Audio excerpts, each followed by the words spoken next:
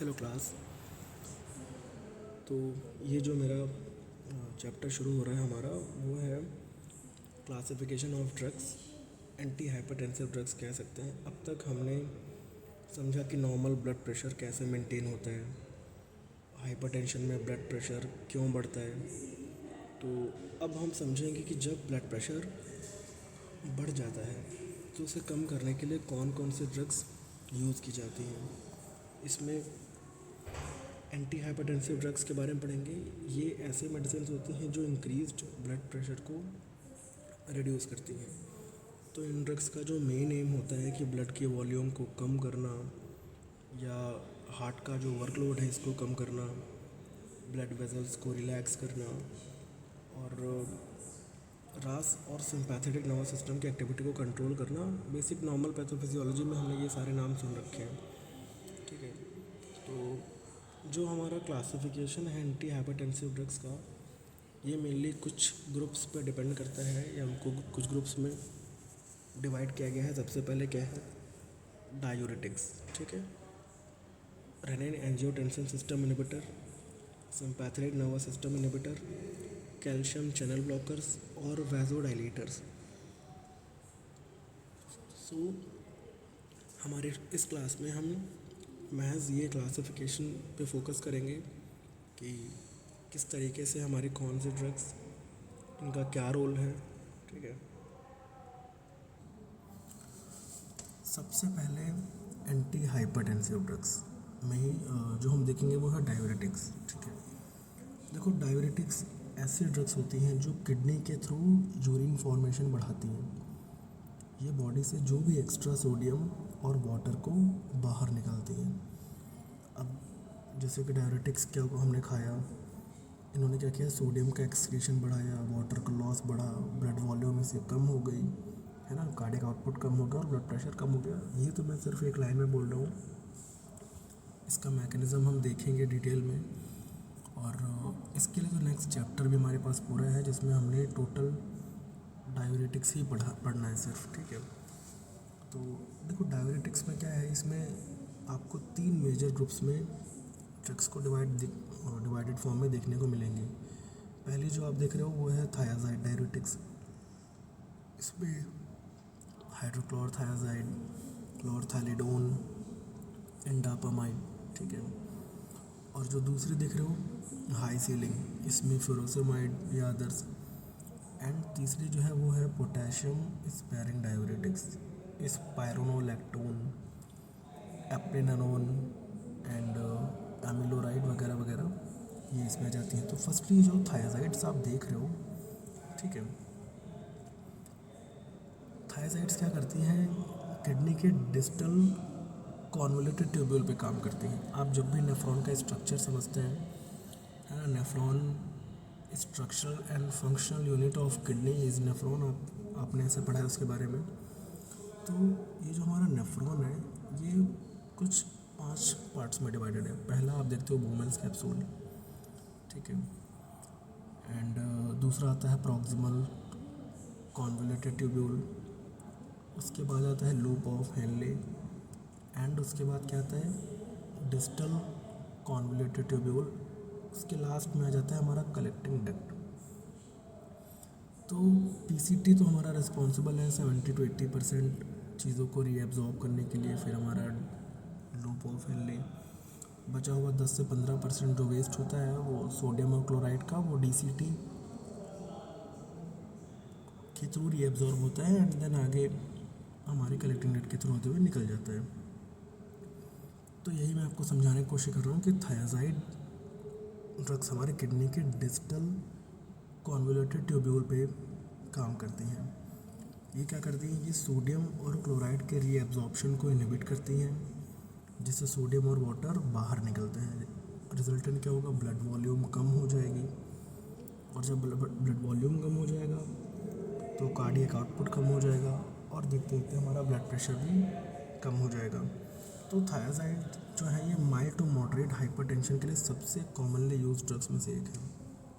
क्यों? क्योंकि ये इफ़ेक्टिव होती है और लॉन्ग ड्यूरेशन तक काम करती हैं, लो डोज में यूज़फुल है, ठीक है। तो ओके, नेक्स्ट जो हमारी है हाई सीलिंग डायरेटिक, ठीक है। पहले तो हम हाई सीलिंग का मतलब समझ ले रहे हैं।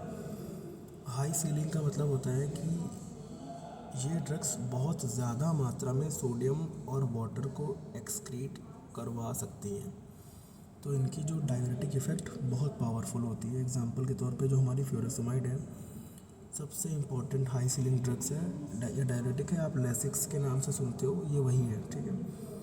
तो फ्यूरोसमाइड लूप ऑफ हेनले पे काम करता है, सोडियम और क्लोराइड के रीएब्जॉर्प्शन को ब्लॉक करता है।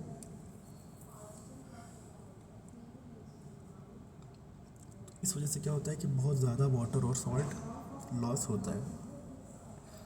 तो सीवियर हाइपरटेंशन में या हार्ट फेलियर में या एडिमा वगैरह केसेस में, ठीक है, ये काफ़ी हेल्पफुल है, ठीक है। बट नॉर्मल हाइपरटेंशन में क्यों फर्स्ट चॉइस नहीं है? क्योंकि बहुत पावरफुल डायलिसिस करवाता है, तो इस वजह से इलेक्ट्रोलाइट इम्बैलेंस भी हो सकता है। यही वजह है कि हम फर्स्ट चॉइस नहीं रखते इसको, ठीक है। तीसरा जो आप देख रहे हो वो है पोटेशियम स्पेरिंग डाययूरेटिक, ठीक है। ये ऐसी ड्रग्स होती हैं जो सोडियम और वाटर तो निकालती हैं, लेकिन पोटेशियम को बॉडी में बचा के रखती है। एग्जाम्पल में जो आप देख रहे हो स्पायरोनोलैक्टोन, एप्लीरेनोन एंड अमिलोराइड, ठीक है। ये किडनी के कलेक्टिंग डक्ट पे काम करती हैं, ठीक है। सोडियम को बाहर करेंगी, पोटेशियम को रिटेंशन करेंगे, अंदर लेके आएंगे।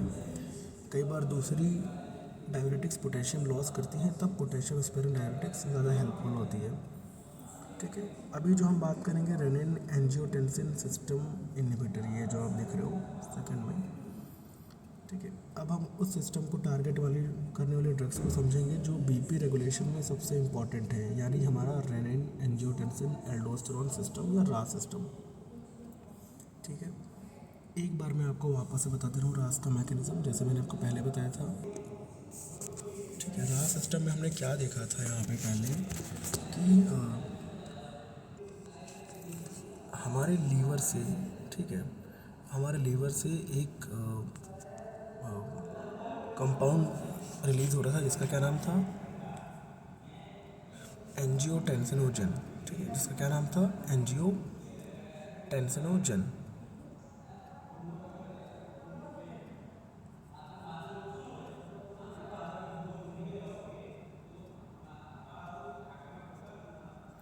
इस एंजियोटेंसिनोजन को एंजियोटेंसिन फर्स्ट में कन्वर्ट होने के लिए हमारा एक एंजाइम या कि हार्मोन कह सकते हैं, दोनों तरीके से हेल्प कर रहा था, जिसका नाम क्या था, रेनिन, ठीक है। और ये रेनिन कहाँ से क्रिएट होता है, किडनीज से, ठीक है। ये रेनिन कहाँ से क्रिएट होता है, किडनी से क्रिएट होता है। अब एंजियोटेंसिन फर्स्ट जो हमारा बन जा रहा था, इसको एंजियोटेंसिन सेकंड में कन्वर्ट होना था, और इसको सेकंड में कन्वर्ट करने के लिए कौन हेल्प कर रहा था यहाँ पे, ACE, एंजियोटेंसिन कन्वर्टिंग एंजाइम, जो हमारे लंग से सिक्रेट होके आ रहा था, ठीक है। ध्यान समझना। अब यहाँ पे क्या है, यहाँ पे इससे क्या हो रहा था लास्ट में जब ये बन रहा था, तो यहाँ पे वैजो कॉन्स्ट्रिक्शन, ठीक है, प्लस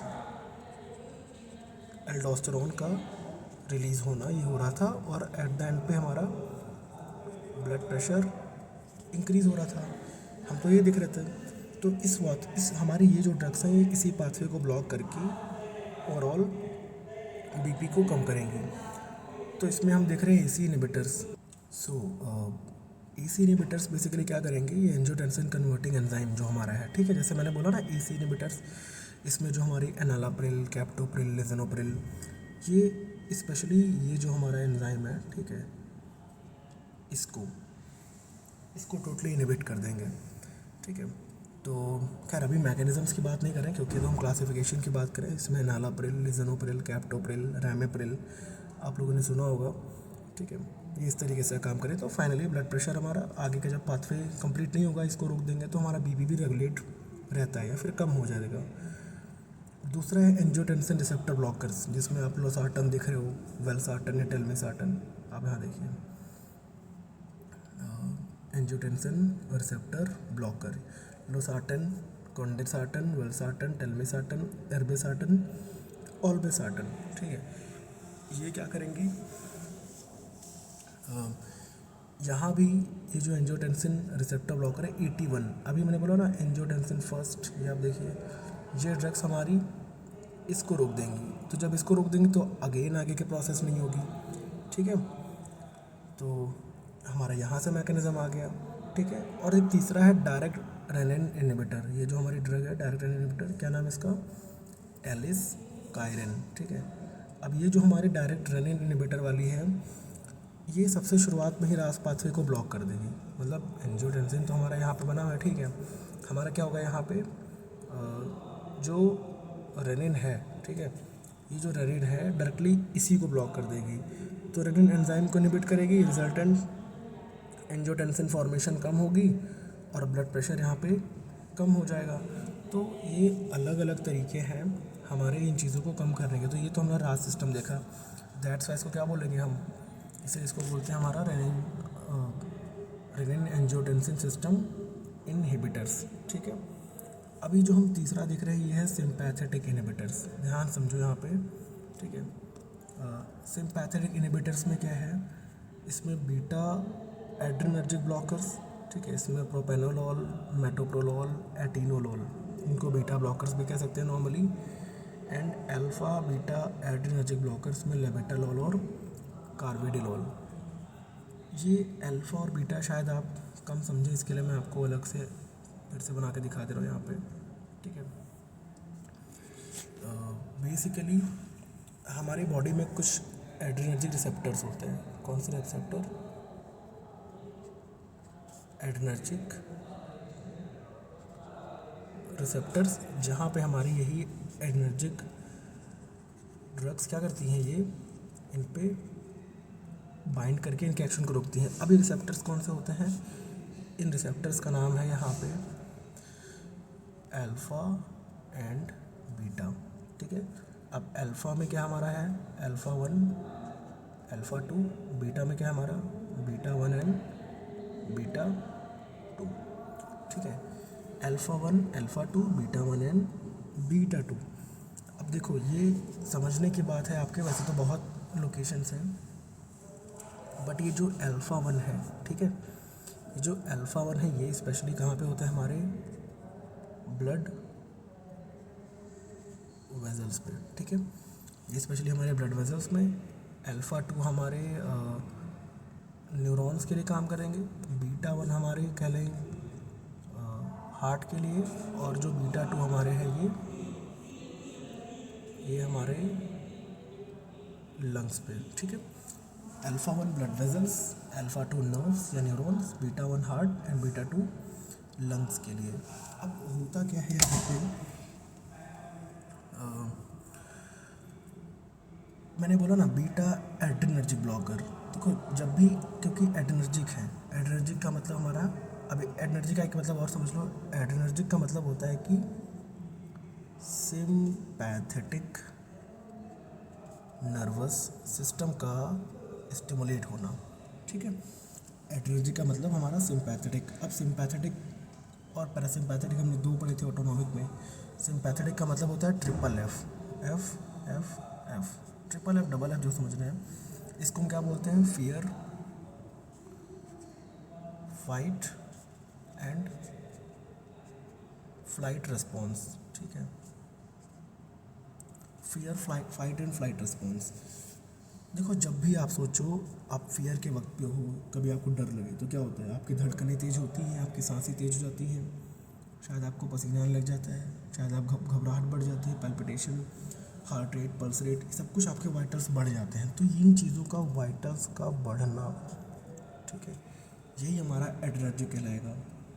तो मान लो कि अगर हमने बोला, अगर बीटा एनर्जिक है ना, अगर मैंने बीटा बोला तो मान लो बीटा 1, अगर ये बीटा 1 स्टिमुलेट हुआ है, इसका मतलब हमारा हार्ट तेज़ धड़केगा, और हार्ट जितना कार्डियक आउटपुट तेज़ होगा, ब्लड को प्रेशर भी उतना तेज़ करेगा।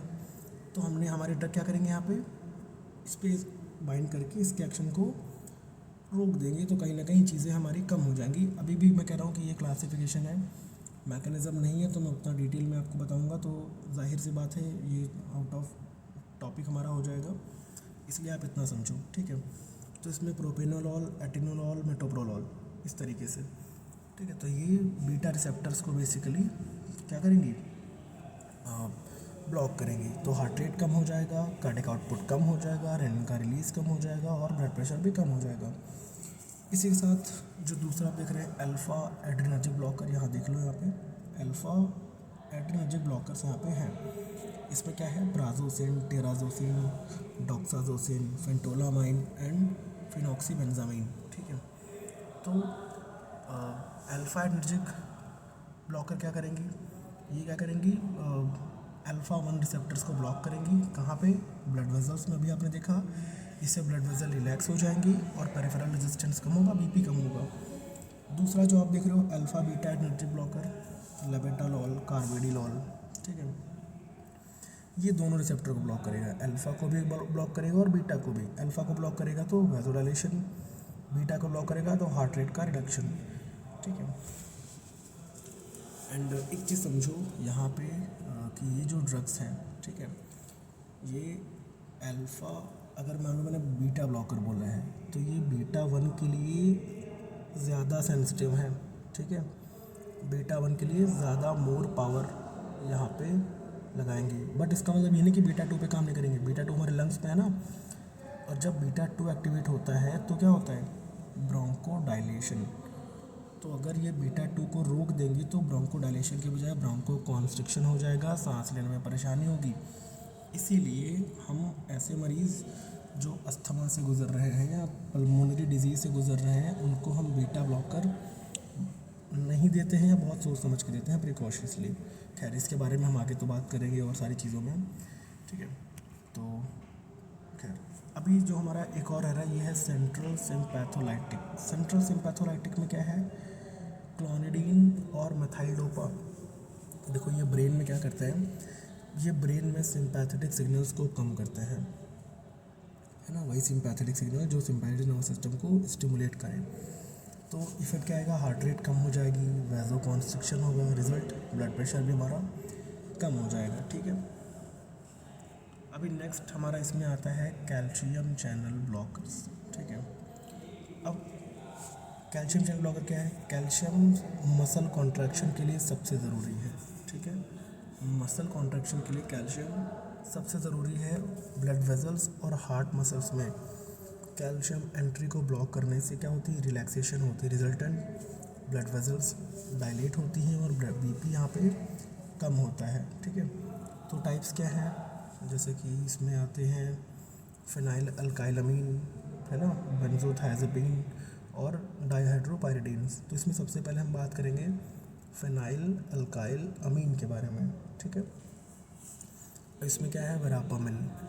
मेनली क्या करता है वरापामिल, ये मेनली हार्ट पे काम करता है, तो हार्ट रेट को कम करेगा, कार्डियक कॉन्ट्रैक्शन कम करेगा। दूसरी इसमें देख रहे हो आप बेंजोथाइज़ापीन, इसमें क्या है, डेल्टियाज़म, तो हार्ट और ब्लड वेजल्स दोनों पे काम करता है। इफेक्ट हार्ट रेट कम होगा और वैसोडाइलेशन होगी। ठीक है, नेक्स्ट क्या है, डाइहाइड्रोपायरिडीन्स। इसमें क्या है, निफेडिपिन, फेलोडिपिन, एम्लोडिपिन, नाइट्रेंडिपिन, लेसिडिपिन एंड लर्कैनिडिपिन और बेनेडिपिन, बेसिकली जो भी है। तो ये मेनली ब्लड वेजल्स पे काम करेंगी। ठीक है, arterial relaxation, resultant peripheral resistance कम होगा और ब्लड प्रेशर भी कम हो जाएगा। एंड इधर आप देख रहे हो लास्ट में वैसोडाइलेटर्स। ये ड्रग्स डायरेक्टली ब्लड वेजल्स को रिलैक्स करती हैं, जिससे रेजिस्टेंस कम होती है और ब्लड प्रेशर कम होता है। तो वैसोडाइलेटर्स दो टाइप के आप देख रहे हो इसमें, आर्ट्रियोलर डायलेटर और आर्ट्रियोलर के साथ में वेनोडाइलेटर। आर्ट्रियो का मतलब आर्टरीज और वेनो का मतलब वेन्स। ठीक है, तो आर्ट्रियोलर डायलेटर का मतलब ये मेनली आर्टरीज को रिलैक्स करेंगी, है ना, आर्ट्रियल रेजिस्टेंस कम होगा, बीपी डिक्रीज होगा। ड्रग्स कौन सी इसमें, हाइड्रोलाजीन, मिनॉक्सिडिल, डाइऑक्साइड।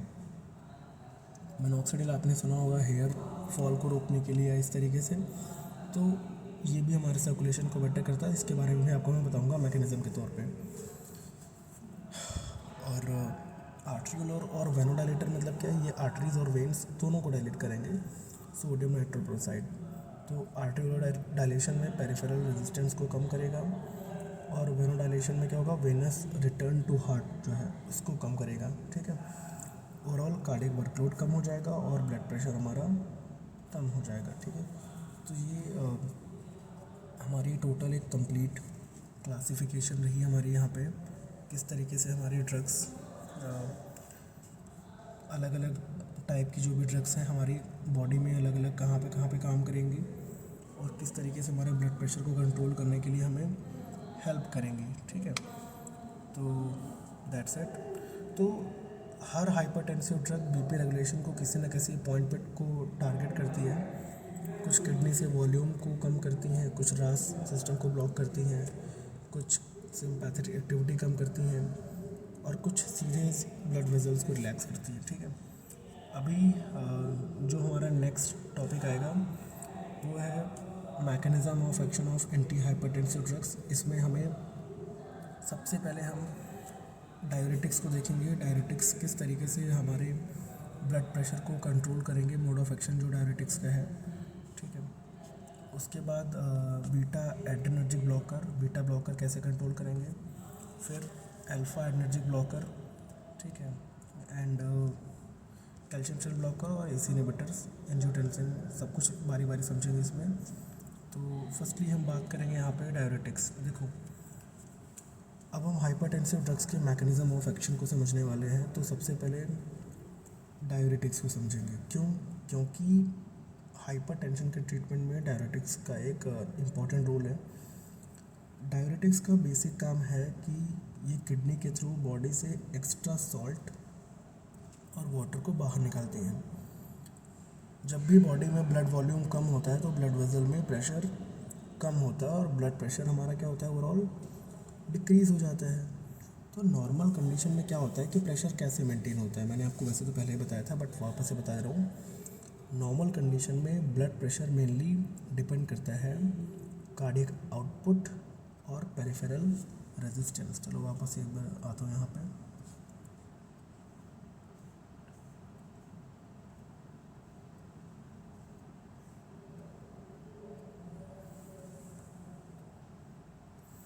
ठीक है, नॉर्मल क्या होता है, नॉर्मल कंडीशन में जो भी हमारा ब्लड प्रेशर है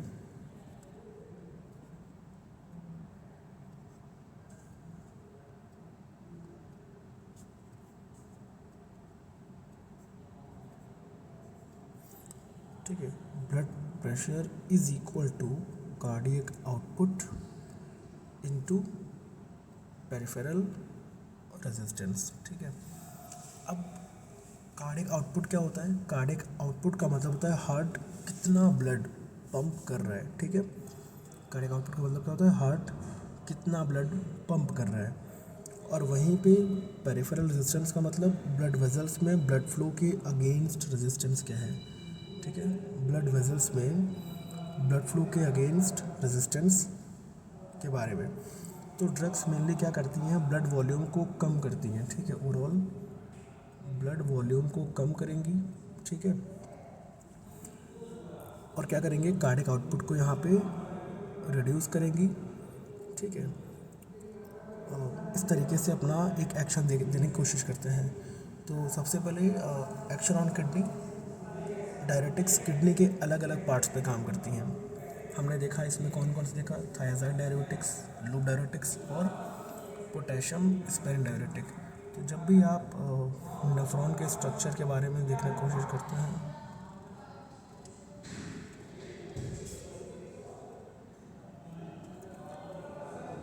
ये कुछ इस तरीके से। ठीक है, तो ये नेफ्रॉन का ये जो पार्ट है, ठीक है, ये जो पार्ट है इसे बोलेंगे क्या हम, नेफ्रॉन का ये जो पार्ट है इसको बोलेंगे हम पीसीटी। ये प्रॉक्सिमल कॉर्नेटी ट्यूब्यूल है। ये पार्ट कौन सा है, ये है लूप ऑफ हेनले। ठीक है, ये पार्ट कौन सा है, डिस्टल कॉर्नेटी ट्यूब्यूल, ये कलेक्टिंग डक्ट। और ये जो हिस्सा है ये है ग्लोमेरुलस, ये बोमेंस कैप्सूल है। और ये जो पार्ट है बीच वाला ये है ग्लोमेरुलस। ठीक है, तो हमारी इसमें 3 ड्रग्स हैं जो हाइपरटेंशन के लिए हमारे ड्रग्स स्पेशली जो काम करती हैं वो डीसीटी पे काम करेंगी, लूप ऑफ एनले पे और कलेक्टिंग ड्रग पे, ठीक है। हमारे पीसीटी पे काम नहीं करेंगे, ठीक है। पीसीटी पे काम करने के अलग है, वो हम एडेमा वगैरह या अदर चीज़ों में काम कराने के लिए होता है। क्या मोस्ट ऑफ द हमारा जो एनालाइट है वो हमारा पीसीटी से ही रीएब्जॉर्ब हो जाता है, ठीक है। कितना ऑलमोस्ट 60 to 675% जो भी है हमारा यहीं से बचा हुआ, हमारा यहाँ से और यहाँ से 10-12%, ठीक है, यहाँ से रीएब्जॉर्ब होता है। खैर, तो नॉर्मली किडनी में सोडियम वापस ब्लड में एब्जॉर्ब हो जाएगा, ठीक है, और उसके साथ वाटर भी रिटेन होगा। ऑस्मोसिस में क्या होता है, वाटर हमेशा सॉल्यूट को फॉलो करता है, ठीक है। लेकिन डायरेटिक्स में होता है सोडियम का रीएब्जॉर्प्शन यहाँ पे रोक दिया जाएगा। जैसे सपोज दैट मान लो हमारे पास क्या है, सोडियम आयन है, उसको ब्लड में जाने से हम रोक देंगे, ठीक है। तो उसके साथ क्या होगा, अब से सोडियम नहीं रुक जाएगा तो वाटर भी नहीं जाएगा, तो सोडियम यूरिन के साथ बाहर निकलता है, इसको बोलते हैं नाइट्रियूरेसिस, ठीक है। और वाटर भी निकलेगा तो उसको बोलते हैं डायूरेसिस। तो नाइट्रियूरेसिस और डायूरेसिस साथ में होती है और ये इस तरीके से काम करता है। अब जब ऐसा होगा तो दूसरी चीज़ क्या होगी, ब्लड वॉल्यूम कम होगी, ठीक है, रिडक्शन इन ब्लड वॉल्यूम। जब सोडियम और वाटर भाई बाहर निकल जाएगा तो जाहिर सी बात है टोटल बॉडी फ्लूइड वॉल्यूम कम होगा एंड एट द एंड पे ब्लड वॉल्यूम कम हो जाएगा, ठीक है। और जब ब्लड वॉल्यूम कम हो जाएगा तो क्या होगा, रिडक्शन इन कार्डियक आउटपुट। अब at the end cardiac output भी कम होना शुरू हो जाएगा। ब्लड वॉल्यूम कम होने से हार्ट में वापस आने वाला जो ब्लड है, ठीक है, वेनस रिटर्न कम हो जाता है। इस वजह से स्ट्रोक वॉल्यूम क्या हो जाती है, ये भी कम हो जाती है एंड कार्डियक आउटपुट यहाँ पे कम हो जाता है। एंड एट द एंड जो ब्लड प्रेशर है ये भी डिक्रीज़ हो जाएगा। कार्डियक आउटपुट कम होने से ब्लड प्रेशर डिक्रीज़ होता है, ठीक है। तो शुरुआत में डायरेटिक्स ब्लड प्रेशर को वॉल्यूम कम करके कंट्रोल करते हैं, लेकिन लंबे समय में इनका एक और इम्पॉर्टेंट इफेक्ट होता है कि लॉन्ग टर्म यूज़ में सोडियम कंटेंट कम होता है, तो ब्लड वेसल की सेंसिटिविटी क्या होती है, ये भी कम हो जाती है। तो वैजो कॉन्स्ट्रिक्टर सब्सटेंस के लिए पेरिफेरल वास्कुलर रेजिस्टेंस कम होती है और ब्लड प्रेशर हमारा कम हो जाता है। तो डिफरेंट डायरेटिक मैकेनिज्म हमारे लिए थायराइड का अलग तरीके से होगा, ठीक है, एंड लूप डायरेटिक्स का अलग तरीके से होगा, पोटेशियम स्पेरिंग का अलग है। तो इन चीज़ों को मैं इसलिए डिटेल में नहीं बताऊँगा क्योंकि इनको हम पढ़ेंगे अपने नेक्स्ट चैप्टर में, ठीक है। नेक्स्ट चैप्टर हमारा कौन सा यहाँ पे है, टोटली है हमारा डायूरेटिक्स, ठीक है। डायूरेटिक्स में हम जानेंगे कि हमारी जो भी ड्रग्स हैं, ठीक है, ये हमारे नेफ्रॉन के कौन से पार्ट पे काम करेंगी, हर एक पार्ट पे काम करेंगे ड्रग्स, फिर चाहे वो लूप डायूरेटिक्स, चाहे वो ग्लोमेरुलस हो, चाहे वुमेन्स कैप्सूल हो, चाहे पीसीटी हो, ठीक है, चाहे लूप ऑफ एनले हो, चाहे डीसीटी हो, चाहे वो कलेक्टिंग डक्ट हो। तो इन सब पे काम करने ड्रग्स के बारे में पढ़ेंगे आपकी नेक्स्ट क्लास में, ठीक है।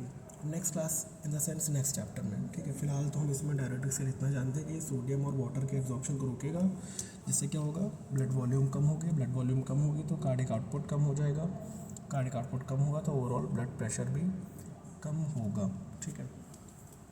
तो दैट्स इट। अभी जो हमारा नेक्स्ट इसमें आएगा, ठीक है, वही सारी चीज़ें लिखी हैं जो मैंने आपको बताया है, यहाँ लिखा भी उतना ही है। Diuretics are primarily act primarily on kidneys to increase the excretion of sodium and water by inhibiting sodium reabsorption at different sites in the renal tubules, ठीक है। This leads to reduction in extracellular fluid volume and plasma volume जो decrease करेगा venous return to the heart, ठीक है।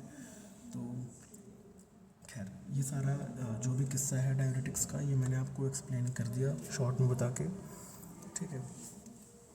तो जैसे कैसे भी ये काम करेंगे। अभी जो हमारा नेक्स्ट आएगा, ठीक है, तो एक ऐसा समझ लो कि डायरेटिक्स, इसलिए डायरेटिक्स को एंटी हाइपरटेंसिव ड्रग्स में इंक्लूड किया जाता है क्योंकि ये सीधे ब्लड वेजल्स को रिलैक्स नहीं करती हैं बल्कि किडनी के थ्रू फ्लूइड वॉल्यूम को कम करके बीपी को कंट्रोल करती हैं, ठीक है। तो अभी जो नेक्स्ट हम समझेंगे वो आएगा beta adrenergic blocker. Beta receptors कैसे काम करेंगे, हमारे बीटा ब्लॉकर्स कैसे काम करेंगे यहाँ पे कि हमारा ब्लड प्रेशर यहाँ पे कम हो जाए। सो मिलेंगे नेक्स्ट क्लास में, तब तक के लिए थैंक यू एंड वेलकम।